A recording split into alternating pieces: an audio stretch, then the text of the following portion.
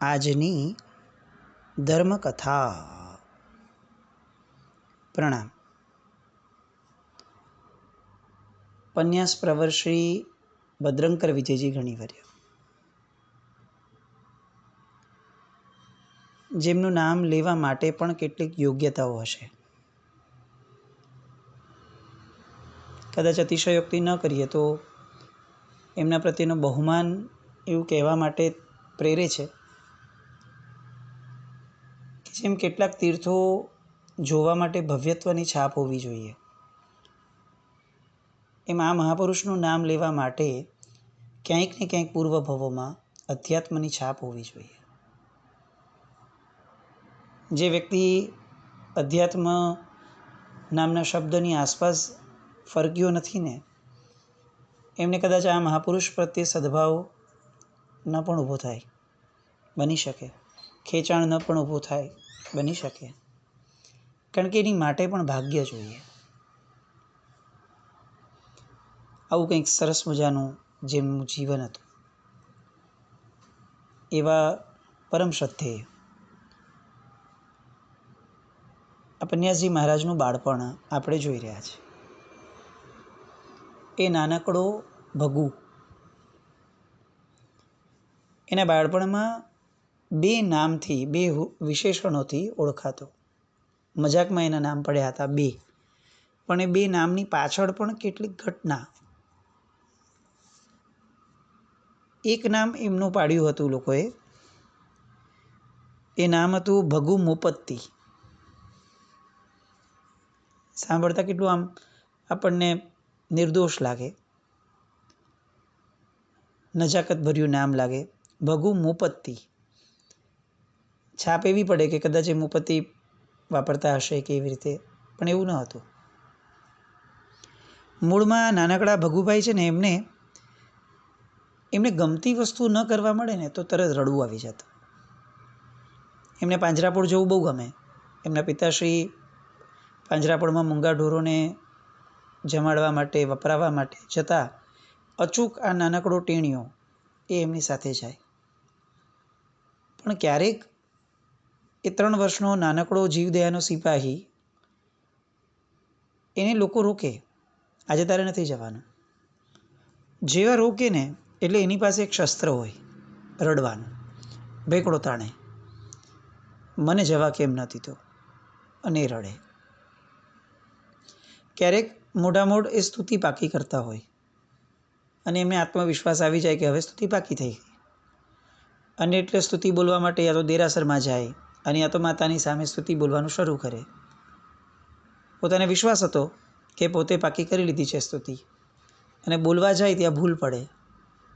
કોઈએ કાંઈ ટોક્યું ન હોય, કહ્યું ન હોય, પણ જેવી ભૂલ પડે એટલે ભગુ ભેકડો તાણે.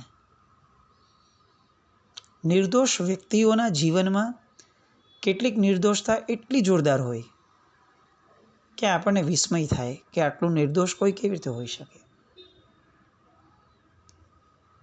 આવું રુદન, આવી શુભ વસ્તુઓ માટેનું રુદન, કોઈ વસ્તુ ન મળીને કોઈ જીદ ન સંતોષાય એનું રુદન નહીં. કારણ કે પૂર્વના એવા સંસ્કારો લઈને આવ્યા જ નહોતા. જીવનમાં જન્મ્યા ત્યારથી જ લઈને જે સંસ્કારો હતા એ બધા આવી શુભતાના જ હતા. હવે એને જે રડવું આવી જાય ને, ત્યારે આ ટેણિયા ભગુભાઈની એક આદત કે એ ક્યારે પણ એમને એમ ન રડે. મોં આડો, મુખની આડો હાથ રાખીને રડે. જોનારાને અત્યંત વહાલ આવે એવી એ મુદ્રા. પણ સાથે સાથે લોકોએ આવું નામ પાડ્યું કે આ ભગુ જે છે ને, એ રડે છે તો પણ મુપત્તિ રાખીને રડતો હોય એવી રીતે હાથ રાખે છે. એટલે એનો મોં આડેનો જે હાથ છે એને જોઈને લોકો એનું નામ પાડ્યું કે આ ભગુ મુપત્તિ છે. લોકો ચીડોતા, પણ ભગુને કાંઈ ફરક ન પડે. નાનકડી અમથી જૈણાની વાત હોય તો પણ એને મન થાય કે હું આ કરીશ જ. ચૂલો પૂંજવાથી માંડીને ઘરની એક પણ વસ્તુ એવી નહીં કે જે વસ્તુને કરવામાં, જૈણા પાડવામાં ભગુને મજા ના આવે.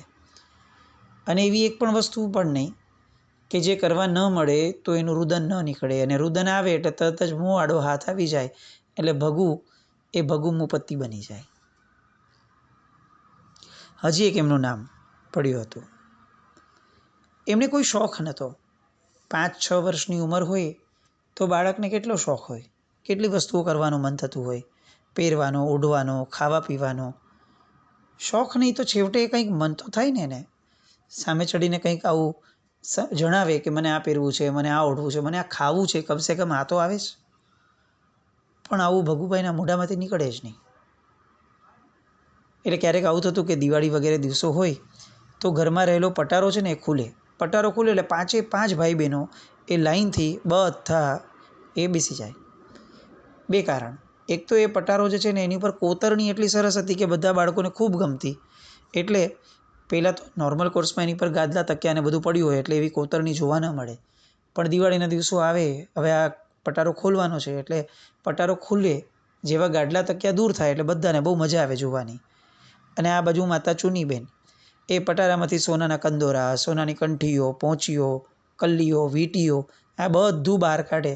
અને દિવાળીના દિવસો છે, બાળકોને પહેરવા માટે આપવું જોઈએ ને, એટલે એમ કરીને એક પછી એક બધા બાળકોને બોલાવીને વાલથી આપે. આપતી વખતે પૂછે કે બોલ તને આમાંથી શું જોઈએ છે? ત્યારે 5 ભાઈ બહેનની અંદરમાં આ જે ભગુ છે એણે ક્યારેય પણ પૂછ્યું નહીં કે કહ્યું નહીં કે મને આ જોઈએ છે. એ ઊભો હોય લાઈનમાં, બધાની સાથે ઊભો હોય. એની માતાને ક્યારેક એ ઊભો છે એનું પણ આશ્ચર્ય હોય કે એને રસ જ નથી, એને આ બધી વસ્તુઓ એનો વિષય જ નથી લાગતો, તો પણ એ ઊભો કેમ છે બધા બાળકોની સાથે? અને એકવાર તો આવું ભગુને પૂછી પણ લીધું કે તને કંઈ ચોઈસ જેવું નથી, તને કંઈ શું જોઈએ છે એવો કોઈ તારો આશય કે લક્ષ્ય નથી, તો તું કેમ આ 5 જણની ભેગા બધાની ભેગો ઊભો રહે છે? અને ત્યારે ભગુએ બહુ સરસ મજાનો જવાબ આપ્યો કે તું આપતી હોય ને, તમે આપતા હો એ સમયે તમારા મોઢા પર જે આનંદ હોય છે ને એ મને જોવો ગમે છે. અને માનો હરખ ન માતો આ જવાબ સાંભળીને. કોને ન ગમે આવો દીકરો કે જે માના હરખ માટે જીવતો હોય? પણ એની જે આ વૈરાગ્યવાસિત જીવન પદ્ધતિ હતી 5 વર્ષની ઉંમરમાં, એ જોઈ અને બધા ભાઈ બહેનો અને દોસ્તારોએ, મિત્રોએ બધાએ નામ રાખ્યું કે આ ભગુ છે ને મહારાજ છે. એટલે બીજું લાડકું નામ ભગુ મહારાજ. કોને ખબર હતી કે આ વાળું તથાસ્તુ એ ભવિષ્યની અંદરમાં આ ભગુને એવા મહારાજ બનાવશે કે જેને જોવા માટે લોકોની પડાપડી થતી, જેમના નામ સ્મરણથી આજે પણ લેનારનું મોં ભરાઈ આવે, લેનારના અંગ ઉપરના રોમાંચ ખડા થાય. નાનપણથી 5 વર્ષથી લોકો જાણે ઓળખી ગયા હતા કે આ ભગુ એ ભગુ મહારાજ છે. ભગુ મોપત્તી, ભગુ મહારાજ, આ બધું આ ભગુને એના આયુષ્યની અંદરમાં એની દિશા તરફ લઈ જવામાં સહાયભૂત થતું હતું. 5 બાળકોનો શાળાનો અભ્યાસ ચાલુ હતો. પણ માતા પિતાને ખ્યાલ હતો કે અભ્યાસ એ તો એક પ્રાથમિક જરૂરિયાત નથી, એ એક વિશિષ્ટ અલગ પ્રકારની જરૂરિયાત છે કે જે ભૌતિક જીવન માટે જરૂરી છે. પણ ખરેખર જીવન માટે જરૂરી એ તો પાઠશાળાનો અભ્યાસ છે. એટલે સૂત્ર અભ્યાસ માટે બાજુમાં મનમોહનજીની શેરી એની અંદર રહેલા ઉપાશ્રયની અંદરમાં શ્રી લાવણ્ય વિજયજી મહારાજ એ ગોરજી એ ત્યાં બિરાજમાન રહેતા. અને 5 ભાઈ બહેનોને માતા પિતા એ ત્યાં ભણવા માટે મોકલતા. ચુનીબેનની આપેલી સૌથી મોટી ભેટ એમના બાળકો માટેની, એટલે ચુનીબેનના હૃદયમાં રહેલ વિતરાગતાનું બાળકોને વારસામાં આપેલું દાન. વિતરાગતા પ્રત્યેનો એમનો સદભાવ, વિતરાગતા પ્રત્યેનું એમનું આકર્ષણ, વિતરાગ પ્રણિત ધર્મ માટેની એમની નિષ્ઠા, એ જે એમણે મુક મોઢે આપી. માં છે ને એ ઘણી બધી વસ્તુઓ બોલીને ન આપે, એ આવે, માએ આપવી ન પડે. ચુનીબેનનું આ એક જીવન હતું એવું કે જેના કારણે એમની જૈણા માટેની કાળજી, એમનો વિતરાગ પ્રેમ, એમનો વિતરાગ પ્રણિત ધર્મ માટેનો એક સરસ મજાનો અહોભાવ, આ બધું વારસામાં એમ આપી શક્યા. એના પરિણામે શું થયું? ભગુ જ્યારે 3 વર્ષનો હતો આવું આપણા જીવનમાં પણ ઘણીવાર થતું હશે, પણ એના જીવનમાં કંઈક અલગ રીતે થયું હતું. 3 વર્ષનો હતો અને અચાનક કેટલોક સમય વીત્યા પછી લોકોને ખબર પડી કે ભગુ ખોવાઈ ગયો છે. શોધખોળ ચાલુ થઈ. જ્યાં જ્યાં 3 વર્ષનો બાળક જઈ શકે એવી તમામ જગ્યાઓએ શોધખોળ થઈ ગઈ. બધેથી નિષ્ફળતા મળી અને માના હૃદયને જાણે એક ઘંટડી વાગી અને માએ કીધું કે ઊભા રહો, તમે બધા આટલી બધી ચિંતા નહીં કરો, બધે જોઈ લીધું બરાબર છે, નથી મળતો એ પણ વાત સાચી છે, પણ ઊભા રહો, હું જોઈ આવું. અને માને જે શંકા પડી હતી એ પૂર્ણપણે સત્ય પુરવાર થઈ. 3 વર્ષનો એ ભગુ જે કેટલા કલાકોથી ખોવાઈ ગયો હતો એ અંતે પ્રાપ્ત થયો જિનાલયના 3જા માળે. ત્યાંના 3જા માળના ભગવાનની સામે એ બેસી ગયો હતો અને એક ટક જાણે બેસી અને બોલી રહ્યો હતો અને વાતો કરી રહ્યો હતો. ચુનીબેન જેવો જુએ છે કે આ બાળક તો ખરેખર ખોવાઈ ગયો છે. આનંદ થાય છે, પણ પૂછે છે કે ભગુ આવી રીતે કહીને નહીં જવાનું? શું કરતો હતો અહીંયા? અને પેલો નિર્દોષ 3 વર્ષનો ભગુ એ પોતાની માતાને કહે છે કે તમારા બધા સાથે વાતો કરું છું, પછી ભગવાનને ખરાબ લાગી જાય છે, એટલે અત્યારે વાત કરવા માટે શાંતિથી બેઠો હતો. ભગવત તત્વ એ જીવંત છે કે પ્રતિમા સ્વરૂપ છે, એનો નિર્ણય છે ને આપણે પોતે કરીએ છીએ.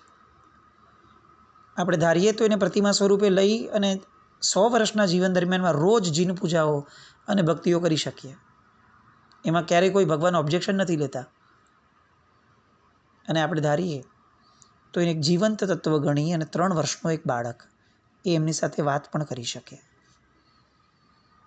આપણો નિર્ણય છે કે આપણે તત્વને કઈ રીતે લેવું છે. અને નિર્ણય એ યોગ્ય દિશામાં જાય એટલા માટે જ આ બધી ધર્મકથાઓ છે કે આપણને આવા 3 વર્ષના બાળકનું આલંબન રહે કે જે રડતો હતો કે ભગવાનને એકલા ન મુકાય અને જે ખોવાઈ જાય છે કે ભગવાનની સાથે વાત કરવી હતી. આવું આ સરસ મજાનું બાળપણ.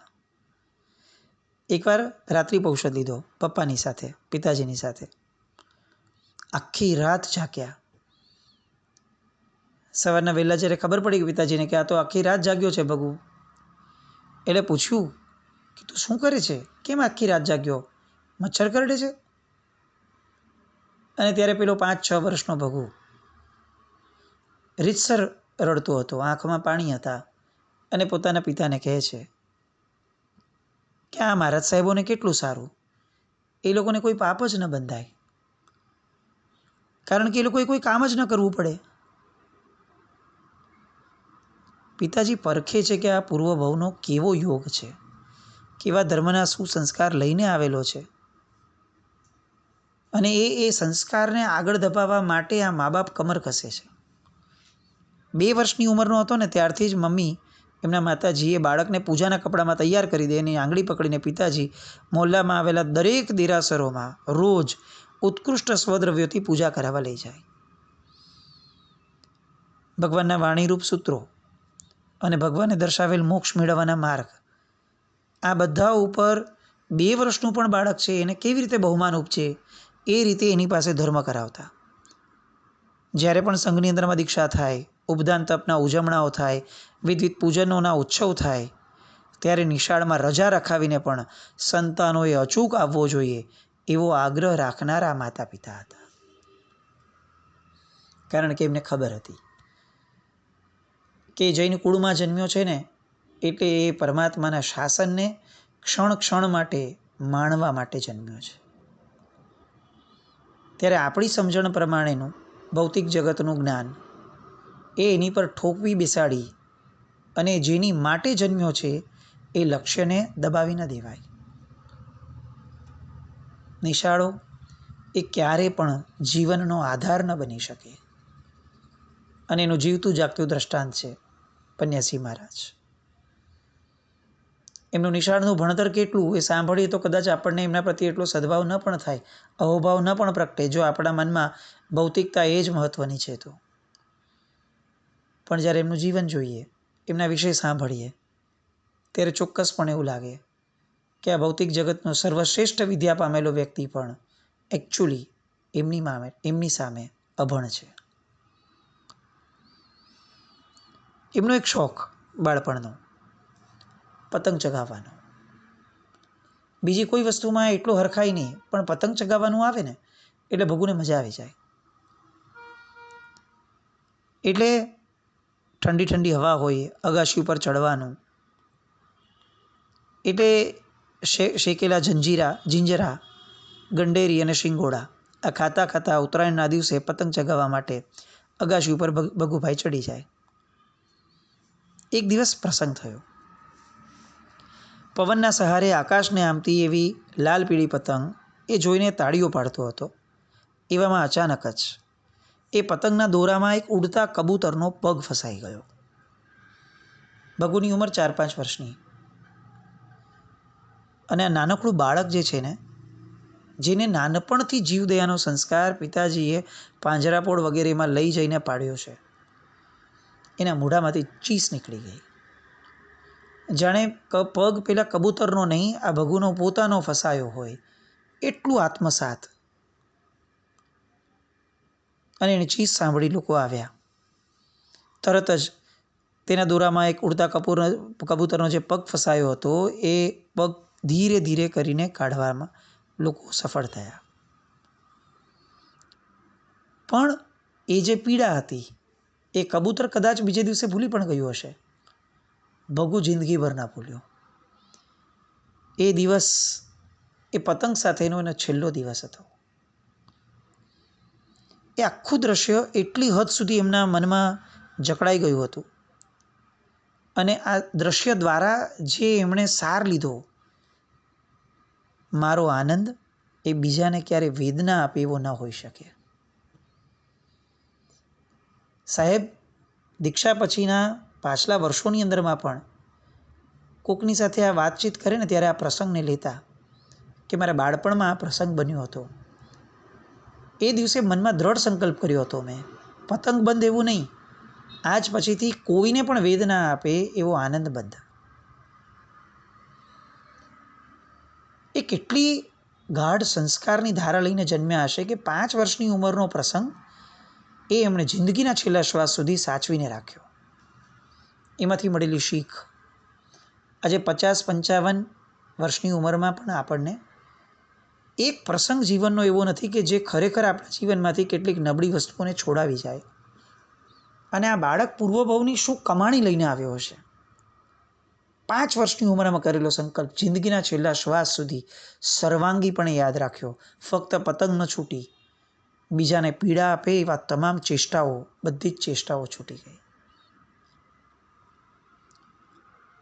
મજાની વાત એ છે, બહુમાન ભાવ અહોભાવની પરાકાષ્ઠા ત્યારે થાય કે ફક્ત ઉત્તરાયણનો ત્યાગ ન થયો, પતંગ ઉડાડવાનો ત્યાગ ન થયો, ઉત્તરાયણના નિમિત્તે જે મમરા અને મમરાના લાડુ અને તલની ચીકી ખવાતી હતી એનો પણ એ જ ક્ષણે આજીવન ત્યાગ થયો. એનો શું વાંક હતો? એ મમરાની ચીકીનો શું વાંક હતો કબૂતરના પગ ફસાવા સાથે? તો કે કંઈ વાંક ન હતો. પણ એ જોઉં ત્યારે મને એ પ્રસંગ યાદ આવે કે મારા આનંદથી કોકને પીડા થયેલી મારે જોઈએ જ નહીં. આ સમજણ 5 વર્ષના બાળકમાં હતી. કેટલા બધા વાર આવું થતું કે મહેમાનો ઘરમાં આવ્યા હોય અને આ મમરાના લાડુ કે તલની ચીકી ધરાઈ હોય, બધા આગ્રહ કરે અને ત્યારે એ ખૂણામાં જઈને બેસી જાય, મૌન પણ બેસે. બધા ત્યારે એમ કહેતા કે આ ભગુ મુનિ છે ને હવે કાંઈ બોલશે નહીં, એ મૌનમાં સમાધિમાં વયા ગયા છે. એમની માટે કેટલીક રમતો જે બાળક સહજ આ ઉંમરમાં લાગે એ રમતોએ ક્યારેય એમને આકર્ષ્યા જ નહીં. એમની માટે શ્રેષ્ઠતમ રમત હતી મૌન. વાર તહેવારે મૌન લઈને બેસી જાય. શું કરે? કંઈ જ નહીં. પણ એ મૌન જે છે એમણે એમના જીવનની અંદરમાં એમને એટલી બધી સ્થિરતા આપી. કારણ કે જે ઉંમર ચંચળતાની છે એ ચંચળતાની ઉંમરમાં પણ જો મૌન રાખી શકાય, સ્થિરતા રાખી શકાય, તો પાકટ ઉંમરની અંદરમાં એમણે જે સ્થિરતા મેળવી એ સ્થિરતા સાહજિકપણે એમનામાં આવવી જ જોઈએ એવું આપણને લાગે છે. નાનપણથી જેણે પોતાના જીવનને મોલ્ડ કર્યું છે, ઘડ્યું છે, એ વ્યક્તિનું વૃદ્ધત્વ એ અપ્રતિમ હોય. આમ ને આમ બધું ચાલવા લાગ્યું. કેટલીક વાર લોકો લડતા ઝઘડતા મિત્રો હોય એની વચ્ચે સમાધાન કરાવે, બધા જ ખુશ થઈ જાય એટલે બધા બહાર વહી જાય અને એ ગાથા કરવા બેસી જાય. એનું નામ ભગુ. અને આવા ભગુને એક દિવસ એવો અચાનક ખ્યાલ આવ્યો, સમાચાર મળ્યા, ઉંમર હતી માંડ 9 વર્ષની, અને ખ્યાલ આવ્યો કે આવા અભિનવ તીર્થની આ ધરા છોડી અને કાયમી નિવાસ કરવા માટે હવે આખા પરિવારે મુંબઈ જવાનું છે. અને ભગુનો કલ્પાંત ફૂટી નીકળ્યો. પાટણની શેરીઓ સાથે, મોહલ્લાના જિનાલયો સાથેનો એનો જે સંબંધ બંધાઈ ગયો હતો 9 વર્ષની ઉંમર સુધીમાં, એ એના મનની અંદરમાં હવે વિષાદ જન્માવા લાગ્યો. આ બધું છોડીને જવાનું? અને જે કેટલાક દિવસો બચ્યા હતા એ દિવસોની અંદરમાં એ જાણે દરેક ધરાની એ નાની નાની કણીઓને પણ કહેવા જતો હતો કે અમારા છેલ્લા દિવસો છે, અમારા છેલ્લા દિવસો છે. કેટલી વાર એ સમયમાં ભગુ રડતો દેખાતો નડિયાઓની સામે જોઈને, અમારા છેલ્લા દિવસો છે. સંવેદનશીલતા અને જીવ મૈત્રી કેવી એ 9 વર્ષના બાળકની અંદરમાં ઘડાઈ હશે. સ્થળ છોડવાનું છે, સાહજિકપણે જીવનની એક ઘટના છે, એક ક્રમ છે આ, પણ તેમ છતાં પણ એ સ્થળની પવિત્રતાઓ જે છે એ છોડવાનું મન નથી થતું 9 વર્ષના બાળકને. આ બાળકના જીવનમાં આગળ જઈને જે પરિવર્તનો આવે છે અને જે ઉતાર ચઢાવ આવે છે એ બધાને સંવેદવા માટે કાલે ફરીથી મળીએ. પણ ત્યાં સુધીમાં ચોક્કસપણે આ પ્રસંગો, એ ઉત્તરાયણનો પ્રસંગ, એ પતંગ સાથેનો એનું એક પંચ લાઈન એમની, આપણો આનંદ એ કોઈની પીડાનું કારણ ન બનવું જોઈએ. આવું અધ્યાત્મ જે 9 વર્ષના બાળકે હતું, ઝીલ્યું હતું, 8 વર્ષના બાળકે, એ આજે આપણામાં પ્રવેશે એ માટેનો યત્ન કરીએ. જીના આજ્ઞા વિરુદ્ધ કંઈ પણ બોલાયું તો મિચ્છામિ દુક્કડમ. જૈનમ જયતિ શાસનમ.